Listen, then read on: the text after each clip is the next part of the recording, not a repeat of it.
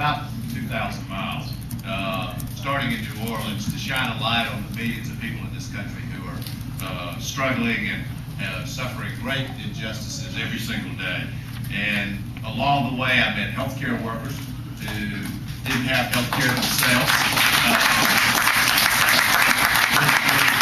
Went to a middle-class neighborhood in Cleveland, Ohio, where in a one-block radius, 30-some-odd houses were under foreclosure as a result of predatory lenders having been in there.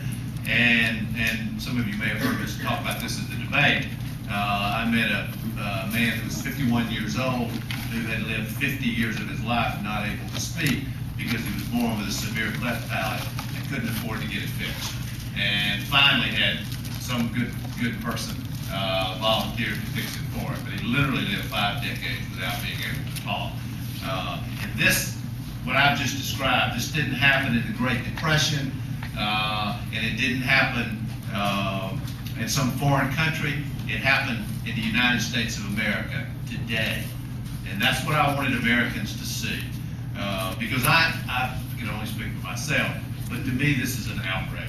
It is an absolute outrage. And we have healthcare workers, people who are responsible for taking care of others and providing them with health care, who have no health care coverage themselves. And we have a man who's grateful for the medical treatment he got, but who lived 50 years in the richest nation on the planet and not able to talk because he couldn't get the health care that he needed. You know, these people and thousands of others like them are the people that I carry around with me. You know, campaigning for president, as a lot of you know, is not the easiest thing in the world, but it is a source of great strength when you're working 16 or 18 hours a day to have these people inside you, to remember them, to remember their faces, and to remember their calls. Because there is a fundamental unfairness about a lot of what's happening in this country today. And in fact, that unfairness, I believe, is at the heart of the two Americas that some of you have heard me talk about in the past. And the press is constantly saying, well, what you mean by two Americas is you mean the rich and the poor. No, that's not what I mean. What I mean is the very rich and big multinational corporations and everybody else. Those are the two Americas.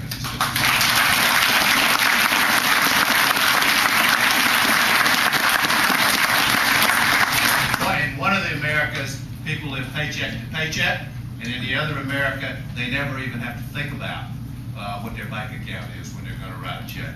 In one, they know that their children are going to have a blessed and easy life. And in the other, the one that most people live in this country, they're worried about whether their children are even going to have a better life than they've had, which most of us grew up believing.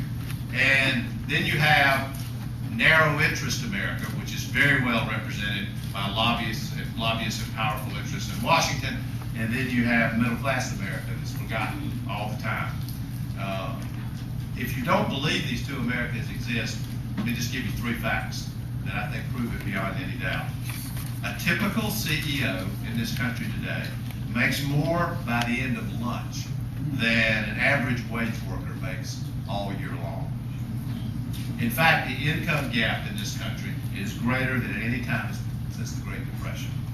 Second, the top 300,000 income earners in America last year made more than the bottom 150 million. Third, in the past 10 years, the number of Washington lobbyists in Washington, D.C. has tripled to 36,000. That means there are 60 registered lobbyists for every member of Congress, and 20 times more lobbyists than the people who live in the hometown where I grew up. And I suspect that's true for some of you who grew up in small towns here in Iowa and other places. So all you need to know is that Washington is not the solution. Washington is the problem. And something's wrong when we have 37 million people in this country who live in poverty every day, where 45 million people have no health care coverage. But corporations get everything they want in the Congress. That's maybe George Bush's America, but it's not mine. And America's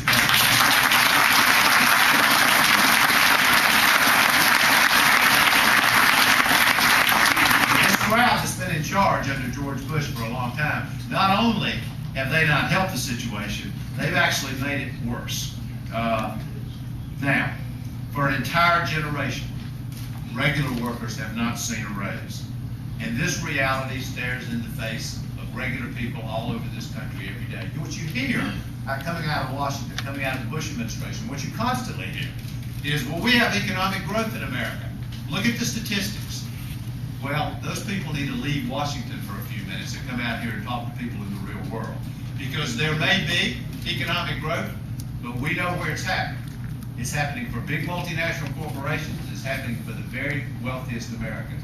Normal people, regular people, the vast majority of Americans, they don't have a raise. They're not earning more. They're effectively earning less. And on top of that, the cost of everything they spend money on is going up. This is what I want to talk about today.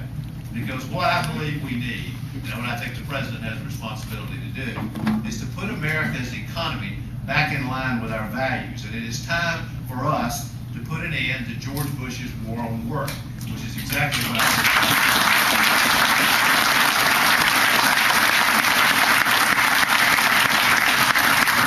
It's time for us to restore some fairness to this tax code. And it's been driven completely out of whack by the lobbyists in Washington, by the powerful interests in Washington, and by those who value the few above the interests of the many. You know, it should not be in America that the middle class carries the tax burden. And that's exactly what's happening today. I mean, the people who are doing extraordinarily well, the people they use in their statistics to talk about economic growth, they are not carrying their fair share of the tax burden. In fact, that tax burden has been shifted to middle class families, straight onto the backs of the very people who are already having a hard time and who are already struggling. It is time for us to stand up again for the American dream. And people like, you know, I grew up with the American dream. I've lived it. I know it's possible. And many of you have been blessed enough to have been able to live the same American dream. But it's become harder and harder. You know, we don't want to live in a country, well, I'll speak for myself, I don't want to live in a country where the future of a child and what a child's able to achieve is controlled by the family they're born into. That's not America. That's not who we are. We believe if that were true, by the way, I wouldn't be standing here today. My father had to actually borrow $50 just to get me out of the hospital when I was born.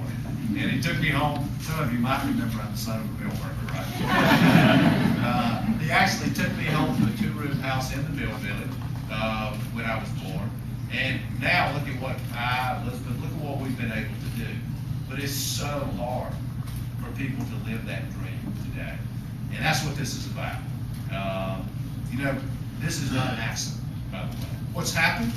The fact that a few people are doing well, the fact that multinational corporations are doing well, this didn't happen by accident. No one listening to this should believe that this is just something that happened on its own. It didn't happen on its own. We've had crony capitalism. We have lobbyists who are there every single day working to rig this system, and it is rigged. You shouldn't doubt that for a second. Your democracy, your government is rigged. It's rigged by powerful interests in Washington, from drug companies to insurance companies to oil companies. The list goes on and on and on. It is so hard for your voice to be heard. And isn't it about time we had a president of the United States who actually stood up for you?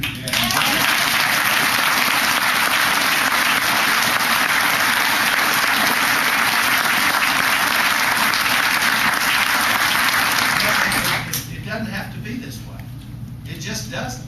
But I do believe if we want to take on this battle, and I'll say this, I'll say it very directly.